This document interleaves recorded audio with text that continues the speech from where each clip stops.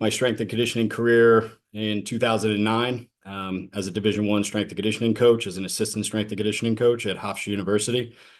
Worked my way up the ladder to associate head strength and conditioning coach in 2014, and then to head strength and conditioning coach in 2017. And then as of 2022, I was the associate athletic director for sports performance, all at Hofstra University. So kind of different. If we have other strength coaches out there, normally it's a nomadic career. I was lucky enough to work my way up the ladder at the same university.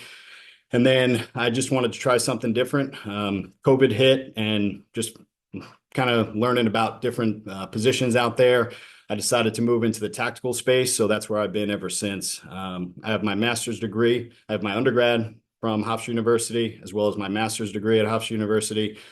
I'm certified by the NSCA with the CSCS. I'm certified by the Collegiate Strength and Conditioning Coaches Association. And I've also got my MSCC. For those of you not familiar, that's through the Collegiate Strength and Conditioning Coaches Association as well. And that's basically if you do 13 or more years in collegiate strength and conditioning, you get the title of Master Strength and Conditioning Coach. And now, like I said, I'm in the tactical space. So really excited to be here tonight. I really appreciate you guys signing on, especially late on a Sunday night. So I'm going to talk to you guys now about the athletic development pyramid. I'm going to share my screen with you guys. And then basically what I'm going to do is I'm going to cover each block of the pyramid, and then I'm going to open it up for 10 minutes after each block where you guys can stop me. And if you need me to go into further detail about each block there, feel free to do so. You can either throw it in the chat, or I can you can just use the raise your hand button and I can unmute you and you can ask your questions that way. But the more dialogue, the better. So again, feel free, ask questions. I'm just trying to help you guys out, whether you're a coach, whether you're somebody looking to hop on our teams, one-on-one training. We're just trying to provide as much information for you guys as possible. So like I said, I'm going to share my screen real quick and we'll get rolling here. Okay. So basically, the goal for tonight is just to provide you guys with our structure and how we go about designing our programs. You can use this pyramid however you see fit if you're a coach out there, but this just gives you an idea, especially if you're on our teams or on our one-on-ones, see behind the curtain a little bit and a little bit more method to our madness. So I know we've posted this infographic on social media, so you may have seen this before. But basically, it's a 3-tier progression. So resilience block, grit block, culmination block. So it's really linear in nature, but I'm going to go deeper into each part of this pyramid. But basically, the resilience block is early on. Okay, so lower volume hypertrophy work. Then in the grit block, it's more strength work. So you're going to be adding higher intensities. And then the culmination block, it really depends on what your culmination is training is trying to get to, whether that's a collegiate season, you're trying to peak for your season, whether you're trying to peak for a powerlifting meet, strongman competition, a marathon. This can be scaled individually for whatever your training goals are. Okay. So I'm going to go back to the pyramid at the end, but I just want to go through each one. So the resilience block is the first one. So the reason why I chose to call it the resilience block. So I have a quote here: the capacity to withstand or to recover quickly from difficulties. Okay. So if you're just getting into training for the first time, or you're coming off a little bit of a layoff period, you really shouldn't jump right back into high intensity max outs, things like that. So basically, we're just trying to build that pyramid as wide as possible so you have the best base to move on to more increased complex training and things like that. So this is really the base of our pyramid. So each one of these blocks, I know a lot of times I get questions like, how long should you stay in each block? It really is dependent on the person. You could stay 6 months to a year in this block. It really just depends. But typically in this block, we're trying to work hypertrophy. So it's usually higher volume, so higher repetition, lower percentages, so less weight on the bar. Controlled tempos, basically what I mean by that is controlled eccentrics or isometric holds, basically just time under tension, whether it's for the main movements or the assistance movements. And then you could also add in drop sets, bodybuilding techniques, and things like that, because they're all just tools for the toolbox. But that is the goal most of the time in that resilience block is hypertrophy. Not to say we're not going to do other modalities, like we have plyometrics here, which I'm going to get into, but the main focus is building that strength base of hypertrophy and just muscle growth. Okay. With that, plyometrics, you're still going to do some plyometrics in this block, but it's usually introductory. So again, especially if you're coming off from training, you shouldn't go into advanced weighted jumps or heavy depth jumps and all these advanced things, because obviously there's going to be residual soreness, you're more risk for injury. So you're just introducing plyometrics, because as we progress, we'll put more of an emphasis on power, strength and power. So you want to have that foundation there. So intro to plyos, jump and stick. What I mean by that is jumping onto a box, sticking. We're not adding any bounding like over hurdles or things like that. No weight, no weighted jumps. So it's just introductory plyometrics. Usually single plane. I usually keep it in the sagittal plane, meaning, again, straight up and down, either vertical jumps, box jumps, broad jumps, things like that. We're not adding any rotational or lateral jumps or anything like that. And usually the conditioning is going to be steady state conditioning. So low heart rate, more conversational type pace. Because again, if you're coming off a break from training, or you're just new into training, or you're trying a new cycle, you shouldn't try to, I use this analogy all the time, you shouldn't try to get 3 doctorates at the same time. You shouldn't be trying to train for a powerlifting meet, trying to run a marathon, and then do another crazy physical event. So you're still working multiple qualities, but just understand why we're building it this way. So in the conditioning block for the resilience block, it's easy, steady state conditioning, because that will aid in recovery. I think the old school mentality of strength and conditioning, at least when I first got in, was like, oh, if you run long distance, you're going to get weak, you're going to get frail, you're going to look like a cross country runner. For those of you cross country runners out there, I apologize, but nothing against that. But that was the misconception. That is out the window, because everybody should be doing some form of conditioning. So this part is just slow, steady state. That could be easy pace jog. That could be low impact cardio, whether it's bike, rower, stair stepper, rucking, things like that. For those of you in the military, I'm not talking about run rucking. That's a separate topic. I'm just talking about long and slow, steady state cardio. Okay. So that covers just the synopsis of the resilience block. Now I'm going to get into main movements as well as the assistance movements. All right. So here we go. So the main movements, again, if you're a coach out there, you may have other exercises you can dump into these categories, but these are just some of the ones that we believe in. These are typically going to be movements that we test at the end of a cycle. So it's going to be your squat variations. That could be anything from a back squat, a front squat, Zercher squat, goblet squat. It's whatever the population you're working with is training for. So if you have a long-term goal to get to a back squat, but you've never back squatted before, this main lower body may be a dumbbell goblet squat. It may be a pitch shark squat, something like that. But that is the main lower body movements, is going to be squat variations. Our main upper body variations, same way. It would be some sort of bench variations for upper body strength. But again, in this whole resilience block, we are typically keeping it higher volume. Okay, so bench press, close grip bench press, incline bench, whatever you feel is important. Most of the time we use bench press as our metric when we test movements. But again, if we're working with a strongman competitor, if those of you guys who compete in strongman or have seen it, most of the time there's no bench press competition. So the main upper body movement may be an overhead press or a push press or something like that. But we have our categories here. And then our main total body would be usually our deadlift variations, whether it's straight bar, conventional, sumo, trap bar, things like that. So deadlift variations. But then also, if we have populations that we're working with or you guys are working with that you want to include Olympic lifting, this would be the time to start your progressions to an Olympic lift, whether it's a hang clean derivative like a clean pull or a snatch grip clean pull or a snatch pull, things like that would go in this early on stage of this resilience block. The rep ranges are typically 8 to 12. But again, that's just speaking in generalities. Obviously, for Olympic lifts, we're not going to hit 8 to 12 repetitions. So if we are including Olympic variations, it's going to be on the lower rep scheme range. But typically for the squat and the bench as our main movements, the reps are going to be in that 8 to 12 range there.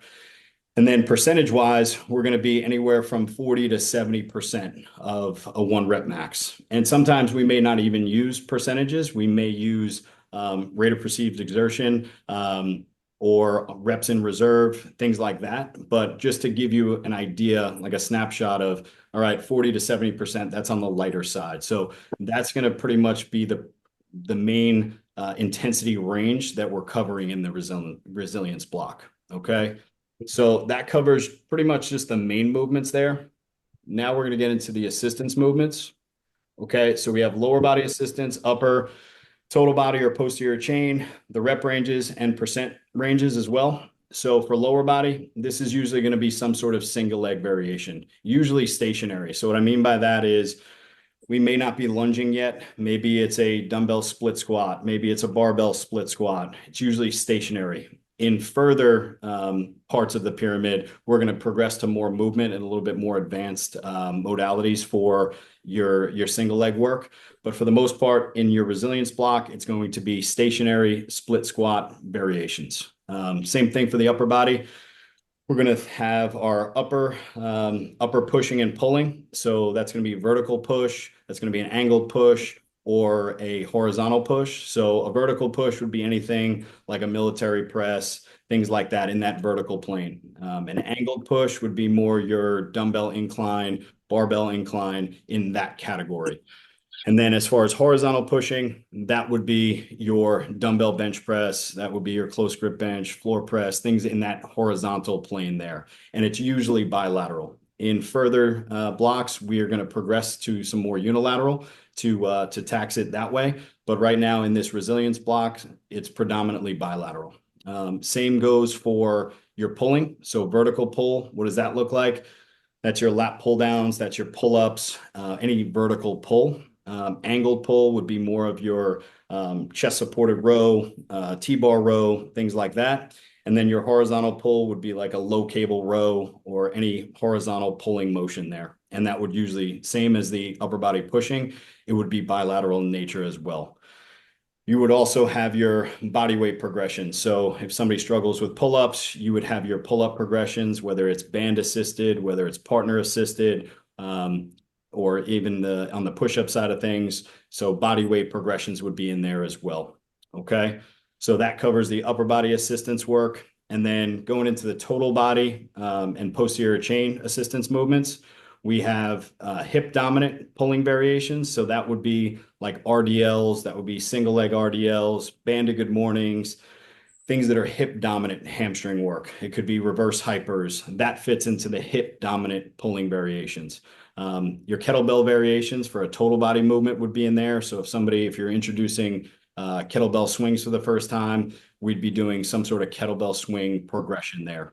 And then same thing, I like to program both hip and knee dominant hamstring. So on the knee dominant hamstring pull, that would be things like a stability ball hamstring curl. That would be like a Nordic hamstring curl or a glute ham. Things like that would fit into that total body / posterior chain category.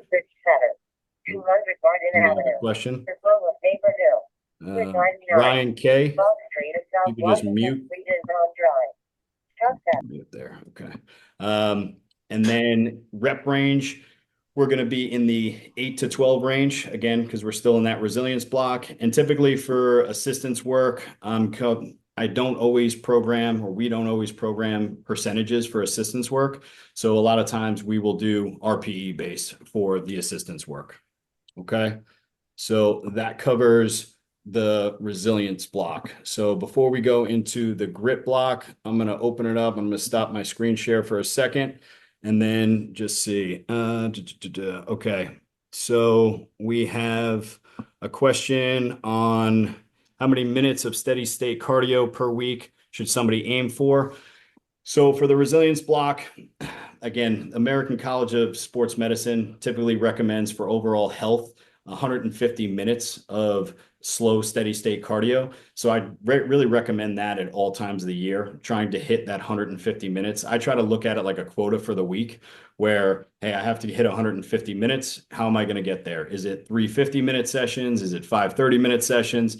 But I want to make sure I'm trying to prioritize that recovery and that building that zone 2 base early on in the morning. So I usually recommend 150 minutes. Now, if somebody is coming straight off the couch, there's nothing wrong with that. The big thing I would just tell them is obviously start getting moving, even if it's a walk progression. You don't have to go out for a run. And then the goal being to get to 150 minutes. And for somebody like that, that's where I'd recommend kind of building out that resilience block for further, as opposed to just going 4 to 8 weeks and then forcing yourself into the next progression, because you may not be ready for it, obviously. And then we'll get into it further. But I'm going to open it up for some more questions here. If anybody wants to raise their hand. Again, we're here for you. So any questions you guys have, I'm going to stop after each block just to make sure everybody's good with that. So feel free to throw it in the chat box or raise hand. If nobody has any questions, I will just assume that I just explained it really well and everybody's completely comfortable with that. Let's see, do we have any more? Okay. So we're good to go. All right. So if nobody has any questions, I'm going to keep rolling into the grit block. All right. So moving right along. So in the grit block, so individuals who demonstrate passion and perseverance towards a goal despite having confronted by significant obstacles. So reason why I like it as grit, because now you've built a base, your resilience base. Now you're pushing through, usually on higher intensities. You'll see, I'll give the example of what intensities we typically hit. But in this block, we're really trying to move the needle on strength. The way we program is typically concurrent, where we're trying to build up multiple qualities at once. But our main focus here is going to be strength, trying to move the needle strength-wise. This could be a time where we do either rep maxes or 1 rep maxes, things like that. This could be after we may end a 12-week cycle in the grit block to reestablish where our 1 rep maxes are. So as you can see here, moderate to low volume. So we may be in that and again, I'll cover the rep schemes even further, but majority of the time, anywhere from 3 to 6 reps, and higher percentages. So higher than the resilience block, because now you've built a foundation. You're ready to, competency wise, under a barbell or with dumbbells, to handle more higher intensity weights. Typically we use some normal tempos here in that resilience block. We slow things down sometimes, just especially exposing the athlete to just better technique and just trying to raise their training age.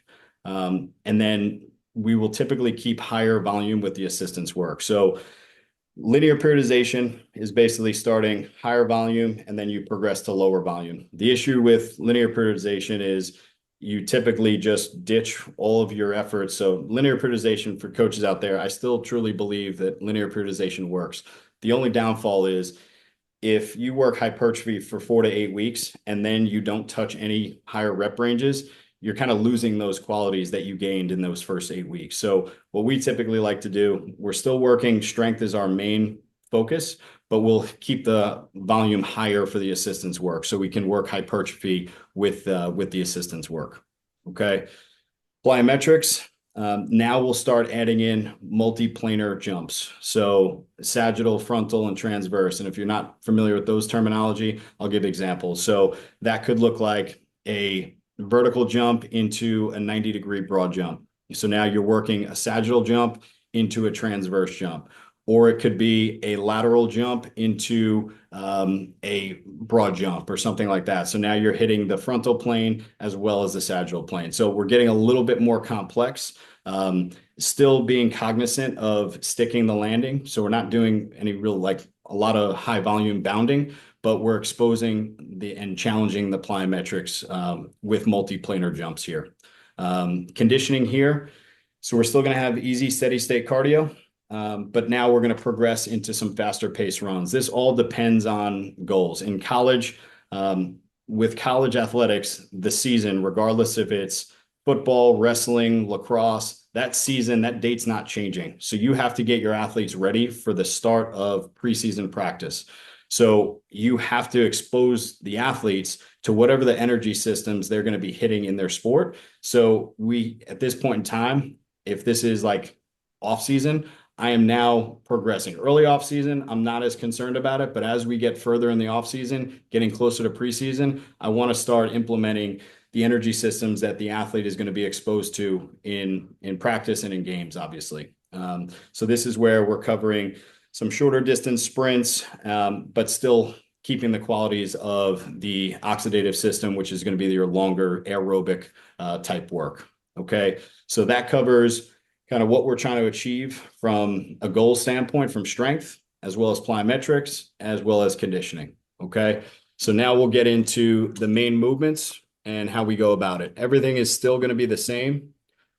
So if you, let's say you progressed from phase one of the resilience block and you did front squat, maybe you progress into back squat. Whatever your foundational movement is going to be that you're going to test, you want it being done here. So you want to have progressed to that movement at this point in time, because this is usually the time where you're going to test those main movements, whether it's, like I alluded to before, 1 rep max, 3 rep max, whatever the case may be. And the movements are still the same. Squat variations, your bench variations, total body variations are still going to be the deadlift and the clean variations. So at this point in time in college athletics, I would typically try to get my athletes doing some form of clean. So at this point in time, I've progressed from a clean progression, like a clean pull, to now I'm further along in my progression, and maybe I'm doing hang cleans or power cleans and things like that. Rep range wise, 1 to 6 repetitions typically, because again, higher intensity, so more weight on the bar. This is just talking about for the main movements. And the percentage range is going to be anywhere from 70 to 100%. 100% would be working towards your 1 rep max and things like that if we test. Okay, so that covers the main movements of the grip block. Again, looks pretty similar, but the biggest change is a reduction in volume and an increased intensity with those main movements. Okay.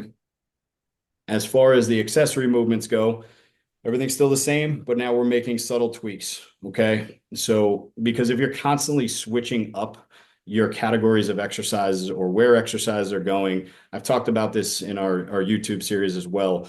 If you're constantly switching it up week to week, or more so week to week, you don't know what's actually working. So I like to be systematic with progression. So if in phase one in the resilience block, we did our stationary split squat variations, now I'm probably adding some sort of lunge pattern, whether that's forward lunge, reverse lunge, anything with movement. It could be step ups, things like that, but going from more stationary to now more movement based. Okay.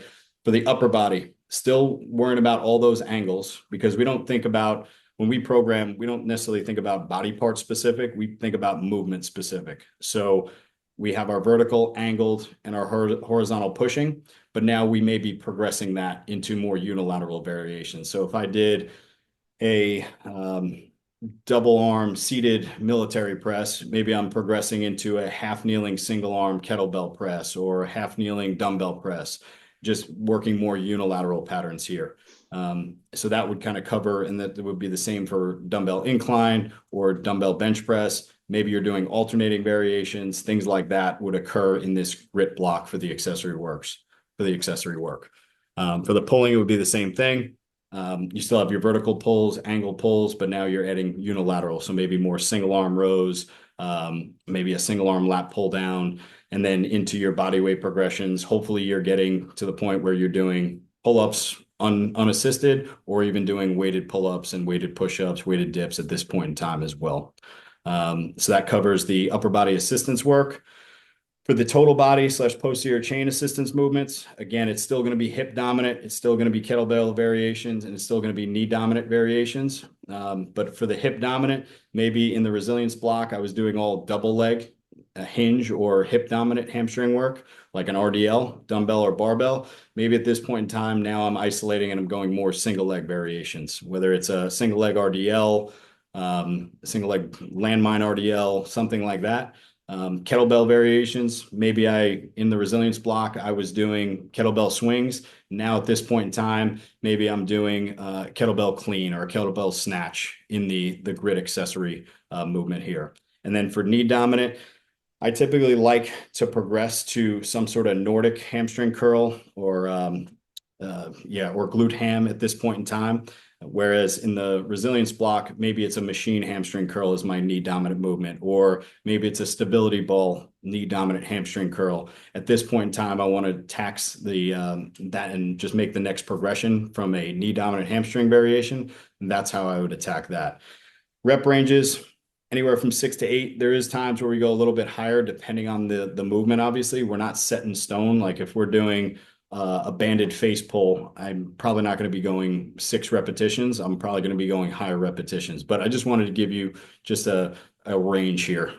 Okay. And then again, for the percentages, I don't necessarily, nothing wrong with using percentages for your assistance work, but I typically like to go RPE based or reps in reserve based on that. So, because the big thing that I see is just how to load it, how to load your assistance work. Do I do the same weight for all of my sets, especially with Team Lunch Pail? That's some of the common questions is, do I do the same weight and do it for all the sets, or do I go up in weight and build up to a top set?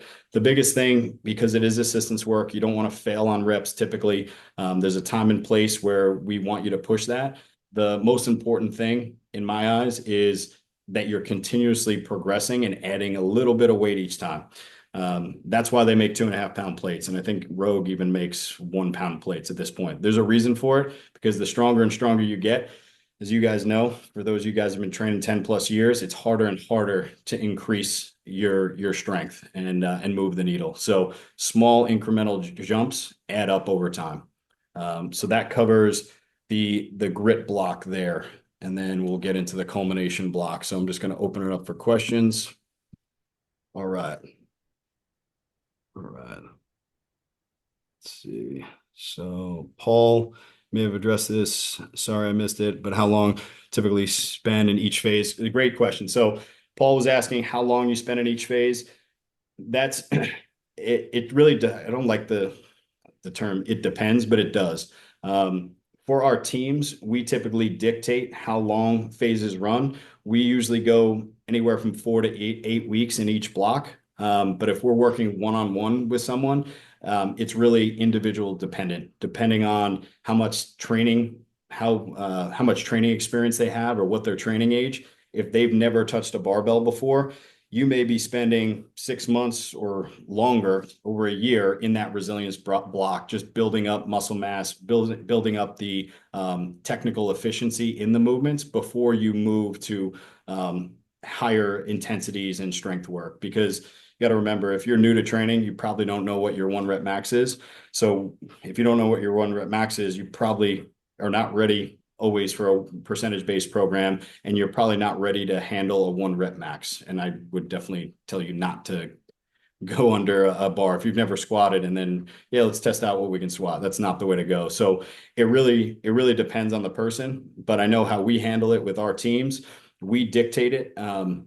Usually in anywhere to 4 to 8 weeks. And if you're part of our teams, you'll see we have a chat there for each team, and we can communicate with people and kind of guide them. If they're new to training, we can talk about strategies of how to go about kind of progressing, even if you're on a team. Whereas one-on-one, we sit down, we speak over the phone, and we have correspondence with those one-on-one athletes, so we know where they're at and how they're feeling. Hey, if we need to go another phase of hypertrophy work and a little bit lighter, we can extend that out.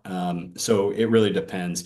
In college, it was a little tougher, like I mentioned earlier, because you knew you had that start date of practice and you had to hit certain qualities. Because if you just kept training hypertrophy work and long steady state cardio, you'd be doing the athletes a disservice, because no matter what, that season's going to happen and they're going to have to sprint. They're going to have to go against guys bigger than them and stronger than them. So we're trying to move the needle strength and power wise, as well as multiple qualities, change of direction, all those things. And if you guys have a question on agility and speed work, I can talk about that as well, because I don't cover it exactly. I don't go into the weeds that far. So in college athletics, I'd have to be a little bit more aggressive because I had a set timeline of using men's lacrosse. Men's lacrosse was one of the teams I worked with. They get on campus in September, and then their season starts. They go into preseason in January. If I have a freshman that's not ready, it's not like they can push the season back. Oh, wait for little Johnny to get stronger and more explosive before he can hop into practice. No matter what, they're there. They're going to practice. I have to do that kid as I'd be doing him a disservice if I didn't expose him to the energy systems that are required for the sport. Not always ideal. Obviously, I love if everybody was on an even playing field, strength and conditioning wise, and we could progress everybody accordingly. But we have to progress because that season is happening. Whereas if you're in general population and there's no pressure to get to through the resilience block to the grit block, there's no pressure. We can take time with that. So hopefully that answers your question. It really depends, but again, we could do hypertrophy work for 4 to 8 weeks before we progress into the next block, or we could go 4 weeks at more of your resilience work, 4 weeks of your grit block, and then 4 weeks of culmination block. It's really up to the coach and just the feedback from the teams, how we do it at Modern Athlete. The other nice part about how we program is we are working multiple qualities at once. So we are building up hypertrophy work, we are building up strength work, and we are building up power. We're just doing it in a systematic approach. So, Paul, hopefully that answered your question. We have another one here. So we have, how would somebody who's only ever run hypertrophy-based programs best transition into strength? So if you have a base of hypertrophy, I would obviously have to have a better idea of kind of what your programming looked like. If it was truly all machine based and kind of like bodybuilding style, higher rep work, I would kind of gear you towards more of those main movements, those squat patterns, bench patterns, deadlift patterns, things like that. But you could easily transition to it. The biggest difference is going to be the intensity and just having an idea where you're at and slowly progressing into more of your strength work. Because if you've lifted lighter and higher repetitions, you have that resilience block, you have that foundation of volume, your technique is probably pretty solid. So I would say just be careful with it and slowly systematically work through the program, but there's no reason why you can't progress into more strength work and more power work, but it's just being cognizant of the progression there. So and like I mentioned, we have hypertrophy work in all of our programs at all times anyway, except then with our teams we just kind of work our strength as especially with our main movements. So hopefully that answers best transition into working strength. Yeah, hopefully that answers that question. That's a good question though. But again, going back to that question, it depends on what movements you're currently doing in your program. I would say if you're just doing hypertrophy work and your main lower body movement has been leg press and you've never squatted before, I obviously wouldn't tell you to start going max effort squats and straining under heavy and high intensity weights. I would ease you into that before kind of progressing through. So it really just depends on the movements you've been exposed to. But if you have a solid foundation of barbell based movements, it's really just a matter of increasing the intensity and over time and reducing the volume. So good question there. Anybody else? Did I miss one? I think we're good. Cool. All right. So if that's it for questions there, I'm going to cover the last block. And again, I'll open it up for questions at the end as well.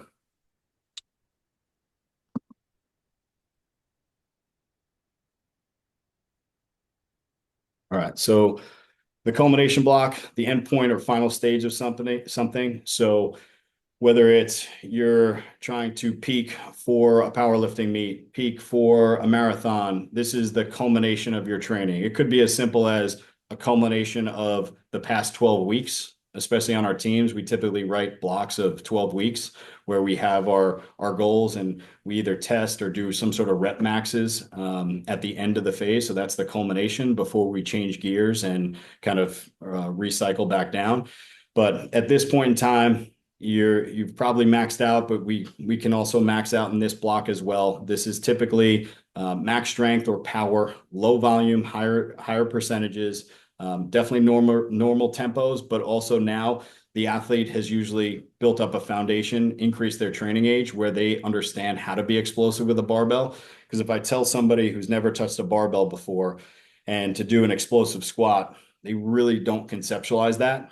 But as you progress through, at this point in time, you should know how to move a bar fast. Because somebody new to training, if you look at their squat, it looks the same. Whereas if you built up a base of strength, hypertrophy, all those things, they know how 50%, if you do 50% of your 1 rep max and I tell you to do 3 repetitions, I want you to do it fast because we're going for power there. Whereas somebody who's new to training, if I say do 50% of your max and do it for 3 reps and you're just moving it slow, you're not getting anything out of it. Actually, you're probably detraining because the weight is too light to get any desired effect. So that's what I mean by increased velocities here. So we're trying to move the barbell when asked to move it with power. This is usually higher volume with the assistance work, just like the grit block. But at this point in time, we may be adding, most of the time I like to add dynamic effort. So submaximal weights for maximum speed. So maybe we have a strength block to start, whether it's a squat. We typically follow a tier system model, and I can go further into that if you guys have questions at the end. But if we're doing lower upper total, maybe we're doing a heavy back squat as our main movement, and then we're doing a speed bench press. So heavy back squat, speed bench press. So speed bench press is going to be lower volume, lower intensity, but high rates of speed. So you're trying to be as explosive as possible with a submaximal weight there. So that covers kind of how we transition from your hypertrophy work, what that looks like at lower intensities, to now in the culmination block, we may lift lower intensities, but we're trying to move the bar at a fast rate of speed.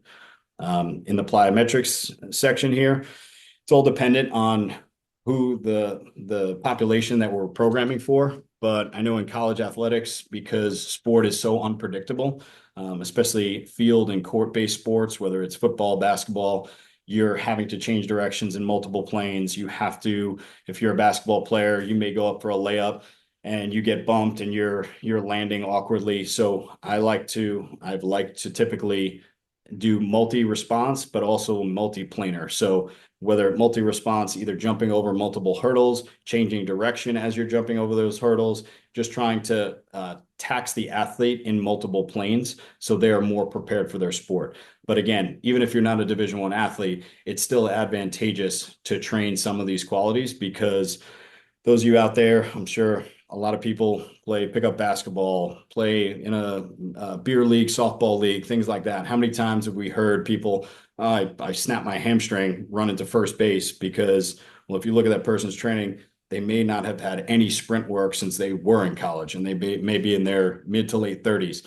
Well, if you have those plans and you want to be on those teams and play recreational sports or beat your kid in a foot race, should probably be exposed to some sprint work and some plyometrics before you go do those things so you don't tear a hamstring. I'm not saying we can prevent all injuries, but you're in much better shape if you expose yourself to those stimulus before you just go out and have a cup of coffee and or drink a beer and then just go for a sprint. You're probably not prepared to do that.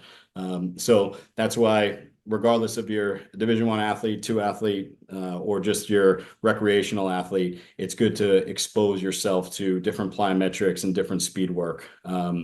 So like I said, multi-response, multi-planar jumps. We can even add in weighted jumps at this point because you've built your foundation of, in the resilience block, we just worried about basic movement patterns, jumping and sticking. Then in the grit block, we started adding in some multi-planar jumps. Now we can get into advanced modalities depending on the situation and depending on what you're training for.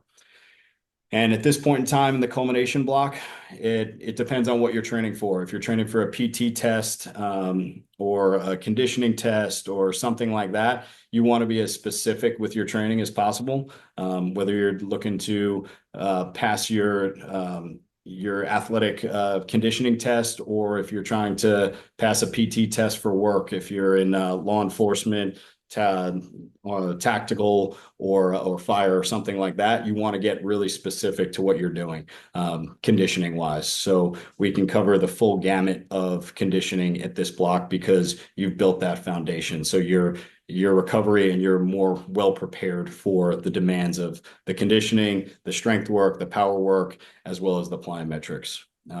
So that just covers kind of the general synopsis of it. And now getting into the actual movements. How are we doing on time here? We're good. So again, the movements are going to be relatively the same, but now the rep ranges are very much lower, anywhere from 1 to 3 repetitions.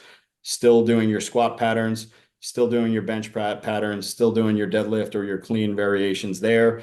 Percentage range anywhere from 50 to 100%. The reason why I put 50 to 100 is because, as I mentioned it in the last slide, we may be asking the athletes to move submaximal weights at a fast rate of speed. So that would be your 50 to like 60 to 70%. Whereas then if we're really trying to push the envelope on strength, at this point in time, we're going to be more at that 90 to 100% range. So that's why it's a wider range for this culmination block, because we are going to tap into some power. We are going to tap into some heavy strength work. So, and for those of you familiar with accommodating resistance, this point in time, we may add bands or chains or something to the barbell because we've built up a foundation of that hypertrophy, that general strength, that good strength work. And then at this point in time, we're ready for some more advanced modalities here. So that kind of covers what we're doing, even though the movements look pretty similar, but we can add in some more tools in the toolbox per se. But again, everybody's toolbox is going to be different with your background, and then also with what your training facility looks like. If you don't have access to accommodating resistance, chains, bands, things like that, you're obviously not going to be able to pull that tool out. Whereas if you're at a performance facility and you have every bell and whistle, you can tap into some of those more advanced modalities, whether it's bands and chains, whether it's specialty bars, things like that, but still keeping the categories the same for your squat patterns, your bench patterns, as well as your deadlift and clean patterns there. Okay. So that is covering your main movements and then your accessories. So again, the categories stay the same, single leg variations, but now we're maybe adding in some multiplanar. So maybe it's a lateral lunge or taxing the transverse plane, whether it's a crossover step up or getting that transverse plane and that frontal plane, because you're trying to expose yourself to multiple planes at this point in time, whether you're an athlete or just somebody, like I said, getting ready for a recreational competitive league there. For the upper body assistance work, still the categories are the same. We may be doing unilateral, we may be doing alternating, meaning if I was doing a dumbbell bench press, maybe I'm alternating, holding 2 dumbbells, dropping one, dropping the other, and then pressing both, just taxing it that way. So adding some unilateral with some bilateral. And that would go the same way for your pulling. Maybe it's a dumbbell chest supported row, but instead of doing 2 arms or 1 arm, maybe we're doing alternating arms for the rows or the lat pull downs or something like that. And then this point in time for the body weight progressions, depending on where you're at, this may be weighted, this may be band resisted or something like that. So that covers the upper body assistance.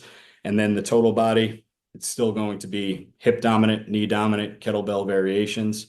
It's just further along in your progressions. And then the repetition range is going to be anywhere from 4 to 8.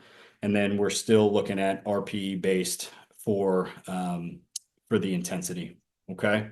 So that covers the resilience block, the grip block, and the culmination block. So before I go on, again, there we go. Just cover the pyramid again.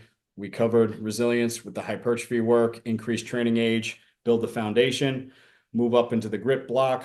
Hopefully we've built a good enough foundation of training. So now the athlete or the individual is ready for some higher intensity training loads, and then a reduction in volume. And then as we're getting ready to peak for whatever that event is, whether it's a season or just testing out, we're getting up to the tip of the pyramid and we're doing that culmination block. And we can really get into some advanced modalities towards the top of the pyramid. So let me just check on time. All right, so we got about 12 minutes left. So we covered all that. So now I'm going to unshare and then I'm going to open it up for discussion here. Let's see, do we get any more? Are there specific? So we have Aaron. Are there specific considerations for physical age, especially younger kids, high school and older, 40 plus, or strictly based on lifting age? Great question. It definitely has to do with lifting age. Let's see, what was the age group? Younger kids, high school. Yeah, I see a lot of times, I think strength and conditioning is definitely changed where a lot of high schools are now seeing the importance of having strength and conditioning coaches and certified strength and conditioning coaches to be under the guidance of those coaches, where as back in the day, it used to be, all right, the head football coach is also your strength coach. So he wears his football hat, but he also wears a strength and conditioning hat, and he just regurgitates something that he did in college or in high school. And that's usually not the best way to go. I would say, especially seeing kids coming from high school to college, the ones that were better prepared were the ones that were at least exposed to strength training. I'm not saying that they have to be doing these advanced modalities in high school, but I think it's important to just have the foundational movements down, some sort of squat pattern, some sort of pushing pattern, upper body push, whether it's just give me a good push up if you're coming into college, or bench press or something like that. And then same thing with deadlift. There's so many kids that I see that just don't know how to properly hinge at the waist without rounding their back. So I think just setting that foundation is important, not trying to break kids off because they're young athletes. Even though they're resilient, you don't want to break them off in the weight room. Like we are, as strength and conditioning coaches, we are general physical preparedness coaches. So we're prepared. There's nothing more specific than just playing your sport. So just keeping the movements simple and mastering the simple before progressing into these advanced modalities. So that kind of covers the younger athlete.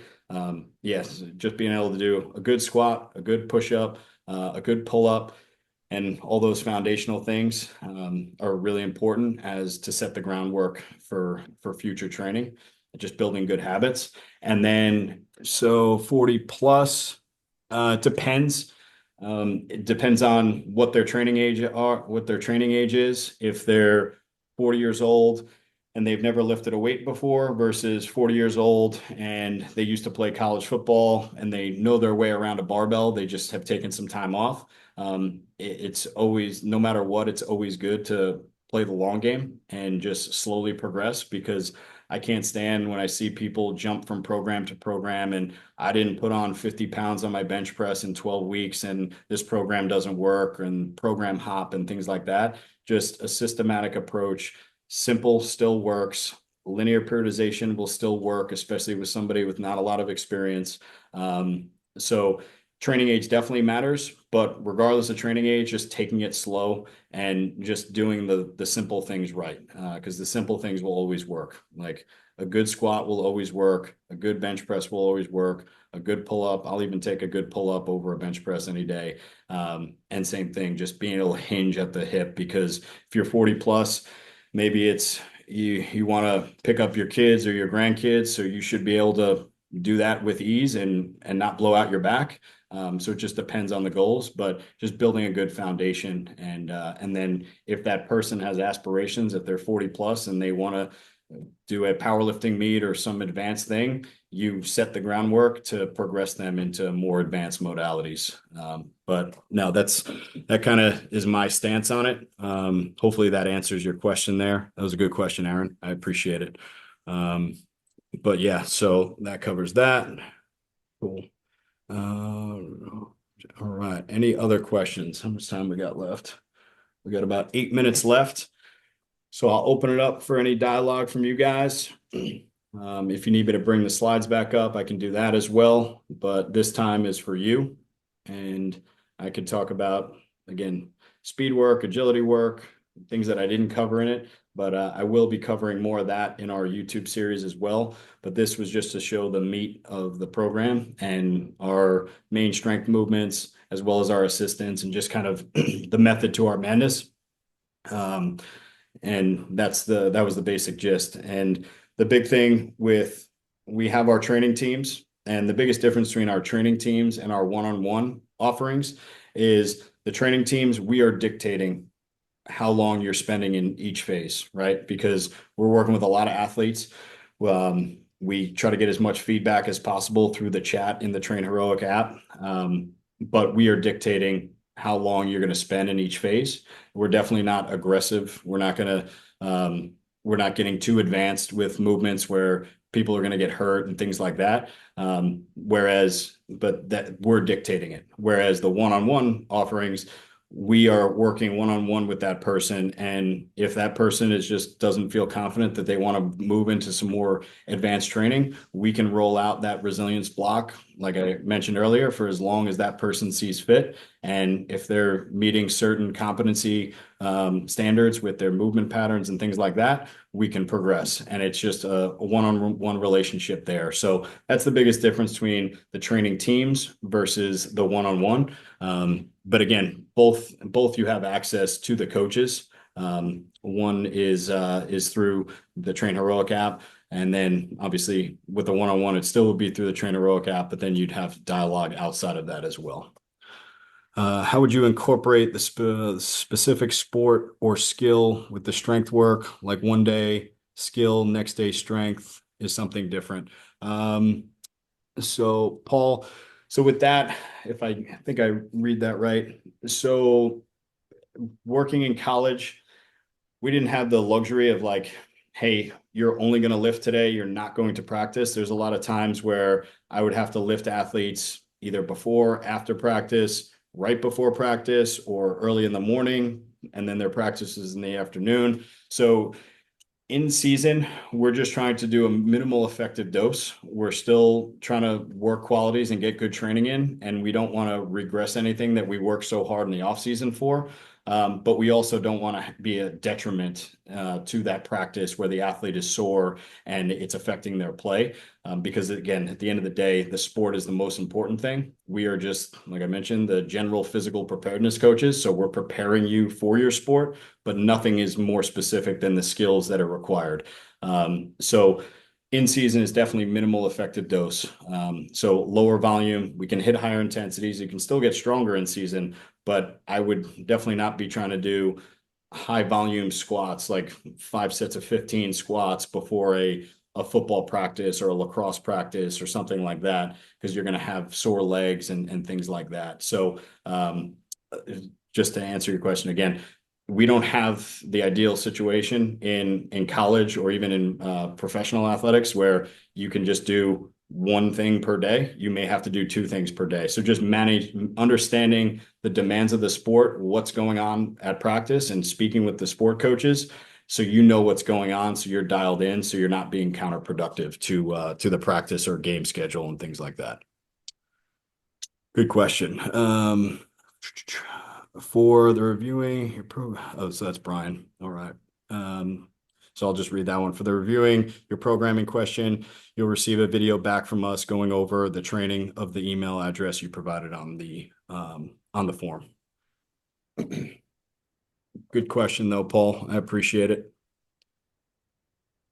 Any other questions? We're starting to wind down here. We got about 4 minutes left of questions you guys need. I'll give it another minute, and then if I hear crickets, I'm going to open it up to Eric. All right. Cool. We got another one. Do you pre-plan your deload weeks into your program? Yes, we typically pre-plan the deloads. Yes, it's a mouthful. Yes, typically we pre-plan them. I like to do, it ranges, you're either deloading every third or fourth week, depending on the coach and just what's going on with the program. Just speaking from my standpoint, I like to do 3 weeks of loading with a deload on the fourth week, but I've also done 2 weeks load and then a deload on the third and then peak on the fourth. But yes, we typically dictate when the deload is. The only thing I would say difference in college, the deload, I didn't necessarily deload all the time just because life or practice or games or holidays would get in the way of training, where I didn't have access to the athletes. So I sometimes wouldn't take a deload because I knew that naturally we'd have a break coming up and the athletes weren't on campus, weren't training with me. So they'd have a week off and I use that as their deload. But typically I like to pre-plan them. And again, it should be, some people complain about deloads, but if you feel like you don't need a deload, that's not a bad thing. Like if you feel like, oh, you wanted another heavy week, it's not a bad thing. Because again, we're playing the long game here. So a deload is a time where you can refeed, refuel, all those things, and get yourself ready for the future blocks. But yes, we typically in our programming we pre-plan them. Hey Jimmy, I'll just jump in from the stands real quick with that question about asking about the deload weeks. I think with the athletic development pyramid, you have a lot of flexibility about where you could put it. Like you could put it in the most intelligent place possible. So I'll give an example, like on the Warfighter program, where we're split with a 4 week training block for the resiliency phase or that volume hypertrophy phase, followed by a 4 week max strength phase. So I'm doing a 3 week wave of building intensity with the hypertrophy phase, and we're going to take deload on the fourth week. However, getting into that max strength phase, we're going to do 2 weeks increasing load, deload third week, and then be hitting our big singles on that fourth week. So that way we're strategically putting that deload week right before we go into testing singles. Perfect. No, that's a good point. Perfect. Thanks, Brian. Cool. Any other questions? All right. All right, no other questions. So I'm going to pass it over to Eric because Eric's going to be doing the presentation for day 2. He's our performance dietitian. I'll let Eric introduce himself, and then you will see more of Eric tomorrow. And after Eric introduces himself and kind of gives a breakdown on what's going on for tomorrow, I will close this out. Thank you. Eric, if you're still on, feel free to unmute. There we go. I see you. Go for it. Yeah, great presentation, Jimmy. Thank you very much. So yeah, I'll be giving a more in-depth bio tomorrow, but a quick background, Marine Corps infantryman and registered dietitian currently. So undergrad in nutrition and dietetics and master's degree in nutrition and dietetics. For the master's, I focused with law enforcement, looking into disease prevention in that community. So definitely tactically focused. After college, I worked in a clinical setting to start, and working in a clinical setting definitely drives how I gear my performance nutrition because I saw a lot of people in the older years of their life that didn't do the things they should have been doing in the earlier years of their life. So, kind of to piggyback off Jimmy with playing the long game, that's very important in the way I coach nutrition because obviously performance is very important. Like in the here and now, everyone wants to perform their best, but you also have to think about what you're going to be doing later in life. I want all of my clients and anybody I interact with in the nutrition world just to go forward, thinking about, hey, I don't just want to live X amount of years, but I want to live those years to the best of my physical ability. So we'll get into that a little bit more tomorrow, but that's a little bit about me. So tomorrow we're going to talk performance nutrition. Obviously, we have a limited window, right? Just 1 hour. I would love to talk about everything performance nutrition, but I could talk about various topics for an hour. We'd be here for 3 weeks. So basically, I'm going to go with the assumption that most people in this presentation have a somewhat rudimentary, at the very least, understanding nutrition, right? So you know what macronutrients are, you know what carbohydrates, fat, protein, alcohol, you know what all those are, generally what they do in the body. From there, we'll talk about what performance nutrition really is and the difference between that and general health. We'll talk about the importance of recovery and really the role performance nutrition plays in any athlete's diet, be it recreational, collegiate, professional, tactical. We'll also do a little myth busting. Just as a performance dietitian, there's a lot of things that come up routinely. Talk about sugar. Is it good or bad?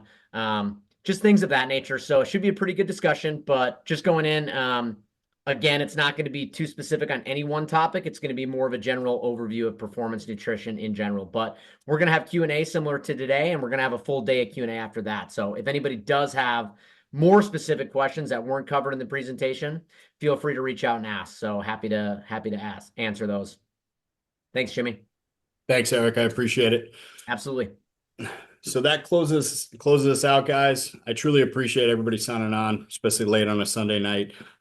Means a lot to us, and you have access to us. Feel free to reach out if anybody thinks of any questions after the fact. Feel free to reach out through school or at Modern Athlete Strength on Instagram. We'd be happy to answer any follow-up questions as well.